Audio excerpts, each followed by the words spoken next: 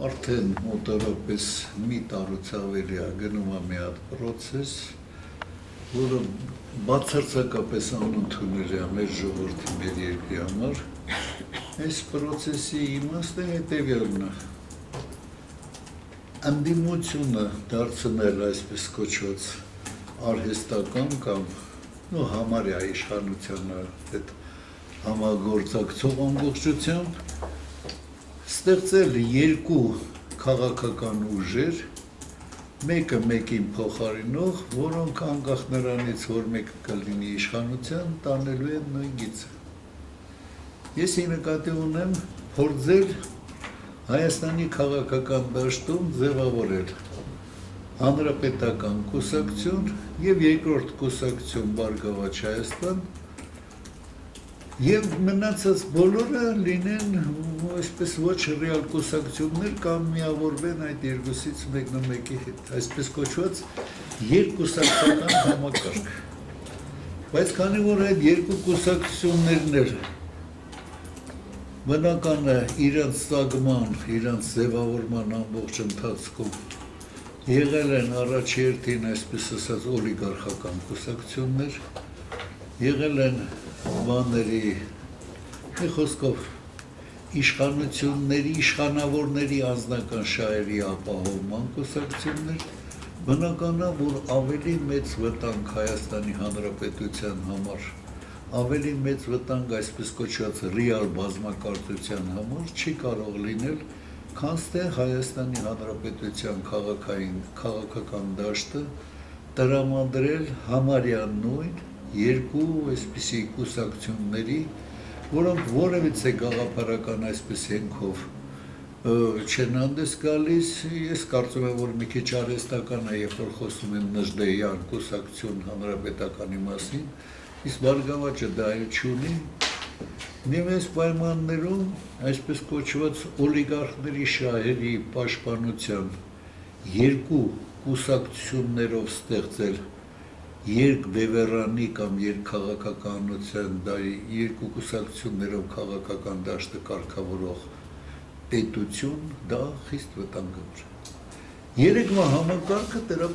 երեկվա հանրավակը դրա փայլուն, այսպես ասած, բաններ, ու ապացույցը կամ Երևանը,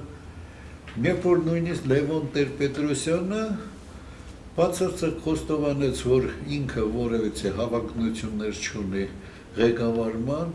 որ շեֆը պետք է բնականա վերջինը խոսի, շեֆը կասի ամեն ինչ, իսկ ես ընդամենը մի բան ասեմ։ Եվ այդ մի բանը ամենասարսափելին էր։ Դա ասեց բոլոր նրանք, ովքեր համաձայն չեն Բարգավաճ կուսակցության գծի հետ, մեր թշնամիներն են, եւ առաջի խնդիրը, որ պետքա դրվի, դա ընդդիմության ցրելն է։ Ովքեր ընդդիմություն կլինեն, ոնց ձևակերպեց, բավական հետաքրքիր գեղեցիկ ձևագրում են, առաջի հերթին ընդդիմափոխություն, նոր հետո իշխանափոխություն։ Խնդիր դերևից հետևյալը, ընդդիմությանը փոխել, որ ոչ ոք Ռիշչյանի հանգարց չհամարձակվի, Բարգավաճ Հայաստանի եւ նրան այսպես ասած փողային կամ այլ նպատակներով նրա հետ համագործակցող կուսակցությունների դեմ որևիցե բան չասի։ Ընդդիմության դեմ պայքարը ավելի կարևորվեց, քան թե իշխանության դեմ պայքարը։ Եվ դա բացարձակ տեքստով ամբողջ Լևոն Տեր-Պետրոսյանի ելույթի հիմնական թեման սա էր։ Իհարկե նաև այդ կտրվածքով բնական է, որ այսպես կոչված արևմտամետ կուսակցություն իրեն հռչակող բանը կոնգրեսը պետք է միարժեքորեն հրաժարվել բանը եւ այսպես եվրազիական միություն ստեղծելու կամ մաքսային միություն ստեղծելու գաղափարից։ Բնական ամենաթուն թշնամին դրա պետքա լիներ Լևոն Տեր-Պետրոսյան։ Բայց քանի որ նա փող է վերցնում Բարգավաճ Հայաստանից, բնական է ոնց կհամարձակվի Բարգավաճ Հայաստանի դեմ խոսել, այն դեպքում, երբ որ Բարգավաճ Հայաստանի ներկայացուցիչները մի մեծ տակար կոնյակ են նվերել Յանուկովիչին։ Գիտեք երևի այդ պատմություն։ Գիտեք, երևի հարաբերությունները Բելարուսի հետ, ընդ որում ասեմ, այսօրվա դրության Բելարուսը ավելի դեմ է այսպես կոչված մաքսային կամ եվրազիական միություն քաղաքական կազմելու, քան Հայաստան։ Եվ այս պայմաններում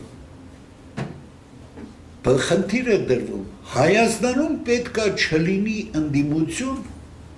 որը հանկարծ դեպի արևմտյան քաղաքակրթության ուղղվածության քաղաքական գիծ տանի։ Հայաստանում պետք է չլինի կուսակցություն եւ մեր համար առաջի խնդիրը Լևոն Տեր-Պետրոսյանի եւ մյուսների պայքարել, որպեսզի Հայաստանում ոչ ոք հանգարց չասի։ Մաքսային միությունն ավելի վատ է, քան Եվրոմիությունը։ Այս տիպի վտանգավոր խայտառակ ես միշտ ցավում եմ, ես երկար ժամանակ եմ շփվել, այսպես ասած, ամենայն դեպս մենք ենք մեծացրել ցավոք սրտի Լևոն Տեր-Պետրոսյանին եւ ասեմ հետեւելը, նա ռեալ հնարավորություններ շնորհք ունի, այսպես ասած, ռետորական բավական մեծ արվեստ ունի եւ բավական կարողանում է ազդել իրեն լսողների վրա։ Ժամանակին, երբ որ ազգային ժողովում եմ վաղ գերագույն խորհուրդ ելույթ էր ունենում, ես դիտմամբ նստում էի, այսպես ասած, բազկաթոռի բանին, նայում էի մարդկանց, թե դրանք ոնց են այսպես շվարած հիպնոզացված նայում, երբ որ Լևոնը խոսում էր։ Լևոնը կարողանում է շատ հաշված բանով, ընդ որում, որպեսզի ավելի լավ հաշվի եւ երեկվանն էլ ծայրից ծայր գրված ելույթ էր։ Գրված ելույթով թեզեր առաջ քաշել, որ համար առաջի խնդիրը Հայաստանում որևիցե ընդդիմություն որ չլինի, որովհետև եթե այս ընդդիմությունը իրականում ընդդիմություն չի, Բարգավաճ Հայաստանն ու Հանրապետական կուսակցությունը ինչքան ժամանակ առաջ կոալիցիայի մեջ է։ Բնական է, երբ որ իրականում ռեալ ընդդիմություն չկա, ընդդիմություն ու իրանց հորջոջողները հայտարարեն, որ մեր համար առաջի գործը պայքարել, որ մեզնից տարբեր կամ այսպես ասած ռեալ ընդդիմություն չլինի։ Պայքարել, որ Հայաստանը իր ապագա քաղաքականությունը կապի ասիական հետամնաց Մոնղոլիա, լավ, Ղազախստանը փառքասու շատ արագ բայց կապի ասիական ուղու հետ, այսպես կոչված ֆեոդալական զարգացումների հեռանկարի հետ, եւ Հայաստանը իր ապագան չկապի արևմտյան եվրոպական զարգացումների բանով։ Սրանից ավելի վտանգավոր վնասակար եւ որ ընդդիմություն կոչվածները պայքարեն դրա օգտին։ Էլ ինչու եք դուք տարբերվում իշխանությունը։ Իշխանությունը գնում է ստորագրում է, դուք էլ ասում եք հանգարց ոչ ոք թարժ խոսա սրա մասին։ Այս տիպի խայտարակ հանրավաքեր, իհարկե ես կասեի մի քիչ ավելի խայտառակ էր, երբ որ Բարգավաճ Հայաստան կուսակցության ծրագրային ելույթը, որ կարդաց Գագիկ Ծառուկյանը, դա հետևյալն էր, մի մասը նա խոսած իր սովորական ես լավ եմ, թագավոր եմ, այսպես, ես իմ խոսքի տերն եմ ամեն ինչ իր բանով, վերջում էլ, երբ որ ինչ-որ բաներ պետք է ասեր, ասես լավ, սա էլ կարդամ թղթով ուրիշներից իմ համար վերածներ։ Ելույթի մի մասը իր խոսներ եւ դրա մեջ որևիցե այսպես նոր բան չկար եւ հետաքրքիր բաներ չկար ու միայն ինքնագովություն։ Իսկ երկրորդ մասը, որտեղ 1-2 իբրև թե ինչ-որ բան կար ասելու, նա էլ ուրիշի կողմից գրված թուղթ էր, որ մեծ դժվարությամբ ինքը կարդում էր։